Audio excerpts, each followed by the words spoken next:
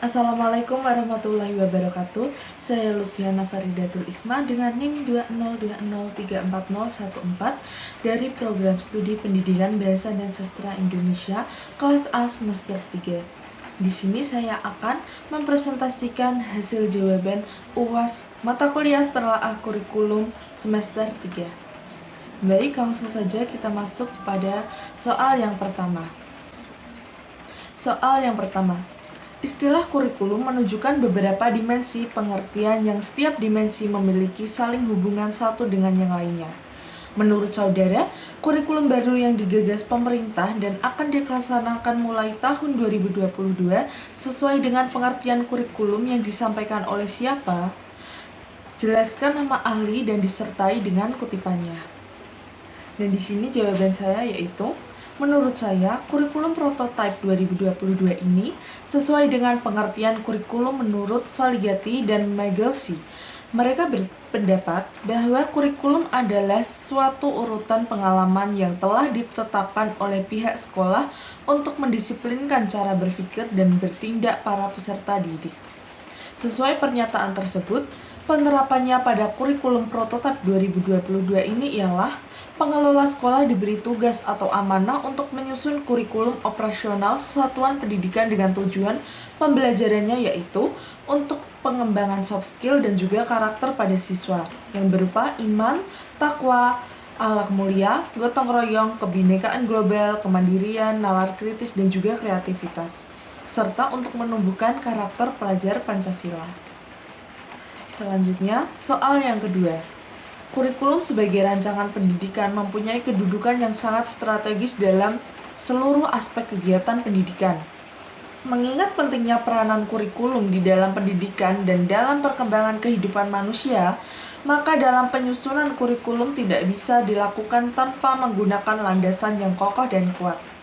Menurut saudara, landasan apa saja yang digunakan dalam pengembangan kurikulum prototipe 2022 ini? Jawaban saya di sini, landasan yang digunakan dalam pengembangan kurikulum prototipe 2022 antara lain yaitu yang pertama ada landasan filosofis. Filsafat pada dunia pendidikan bertujuan untuk memberikan arah pada peserta didik. Pada kurikulum ini bertujuan untuk membentuk pengetahuan soft skill dan juga karakter yang berupa gotong royong, kebinekaan global, kemandirian, nalar kritis, dan juga kreativitas. Landasan yang kedua yaitu landasan psikologis. Pada kurikulum ini terdapat fleksibilitas bagi guru untuk melakukan pembelajaran yang sesuai dengan kemampuan murid. Cara belajar dan mengajar yang dapat memberikan hasil optimal tentu memerlukan pemikiran yang mendalam, yaitu dilihat dari kajian psikologis belajarnya. Dan landasan yang ketiga yaitu landasan ilmu pengetahuan dan teknologi atau IPTEK. Pada kurikulum ini mewajibkan mata pelajaran informatika yang dimulai pada jenjang SMP. Pada kurikulum 2013, mata pelajaran informatika tidak diwajibkan. Selanjutnya kita masuk pada soal yang ketiga. Kurikulum merupakan suatu sistem yang memiliki komponen-komponen tertentu. Sistem kurikulum terbentuk oleh 4 komponen, yaitu ada komponen tujuan, komponen isi kurikulum, komponen metode atau strategi pencapaian tujuan, dan juga komponen evaluasi. Sebagai suatu sistem, setiap komponen harus saling berkaitan satu sama lain. Komponen kurikulum apa saja yang tersirat atau tersurat dalam pembangunan prototipe kurikulum 2022 ini? Di sini jawaban saya yaitu, menurut saya, dalam pengembangan kurikulum 2022 ini terdapat komponen tujuan, komponen isi atau materi, dan juga komponen strategi pembelajaran. Pada kurikulum 2022 ini bertujuan untuk pengembangan soft skill dan juga karakter pada siswa, yaitu berupa iman, takwa, dan akhlak mulia, gotong royong, kebinekaan global, kemandirian, nalar kritis, dan juga kreativitas, serta menumbuhkan karakter pelajar Pancasila. Hal ini menunjukkan komponen tujuan pada pengembangan kurikulum. Yang kedua, pada komponen isi atau materi, di sini kurikulum 2022 akan berfokus pada materi esensial sehingga akan ada waktu yang cukup untuk pembelajaran. Kurikulum ini menggunakan metode Teaching at the Right Level atau TERL dan juga pembelajaran proyek. Selanjutnya, soal yang keempat. Banyak ahli yang menyampaikan model pengembangan kurikulum. Menurut saudara, rencana penerapan kurikulum 2022 menggunakan model pengembangan kurikulum yang disampaikan siapa? Jelaskan nama ahli dan desain modelnya. Dan di sini jawaban saya yaitu, menurut saya, rencana penerapan kurikulum 2022 ini menggunakan model pengembangan yang dikemukakan oleh Zeiss, yaitu pada model administratif, di mana pada model ini menggunakan sistem garis komando atau diatur oleh pemerintah yang kemudian diterapkan ke sekolah-sekolah. Implementasinya pada kurikulum prototipe ini yaitu pemerintah pusat membentuk struktur kurikulum, merumuskan profil pelajar Pancasila, merancang capaian pembelajaran, dan memformulakan prinsip pembelajaran dan asesmen. Sedangkan sekolah memiliki wewenang untuk menyusun visi, misi, serta tujuan yang memfokuskan pada KBM dalam mewujudkan pelajar Pancasila. Jadi, tugas sekolah adalah hanya satu, yaitu melakukan analisa dan menyusun kurikulum operasional pendidikan dengan fokus pada penumbuhan karakter pelajar Pancasila. Selanjutnya, untuk soal yang kelima, setiap perubahan kurikulum pasti didasarkan atas hasil evaluasi. Sudahkah pemerintah melakukan tahap evaluasi kurikulum sebelum mengembangkan kurikulum baru? Menurut saudara, model evaluasi yang manakah yang dipilih dalam kebijakan pengembangan kurikulum 2022?